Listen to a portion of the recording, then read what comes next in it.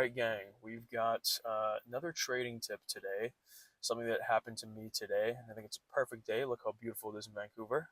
Just spectacular day out there. Perfect day for a little trading tip. So, the trading tip for today is what to do to avoid taking winners off too early. Really, really common. You hear about it often.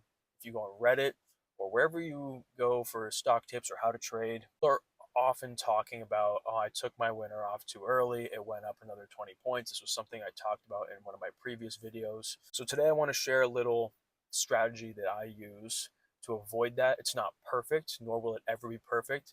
Someone told me really early on, you're never going to buy the low and you're never going to sell the high. And that's just the way the stock market works. If you're putting on 20 trades a week, even 10 trades a week, you got to expect it's not going to be perfect every single time.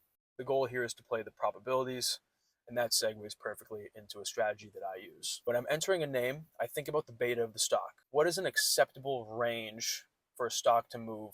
If I'm day trading, technologies or a semiconductor company, for example, is going to have a much higher beta than a utilities company. So I can't expect a utilities company that's $30 to give me a $1 move, but I could expect a $20 semi company to give me a $1 move or more, given that the beta is a lot higher.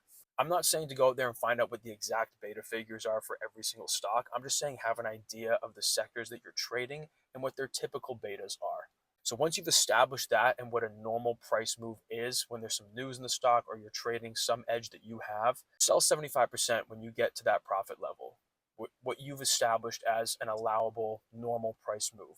And I say sell 75% because you never know if a stock is going to have an outsized move. And you want to hold on to that last 25% in case that utilities company doesn't just give you a 20-cent move, but it gives you a 60-cent move, which is a tail outcome, is what we would call it. And so it's not perfect. You're not going to sell 100% of your stock at the high or the low, but you're going to feel a lot better about the trade and know that you maximized your earnings potential by holding on to that 25% and waiting for that extended move. And if the stock goes against you and you don't get that extended move, you didn't give back the entire trade. You still booked 75% of it. So like I said, it's not perfect, but it's something that I use often, and it saved me a lot of heartache.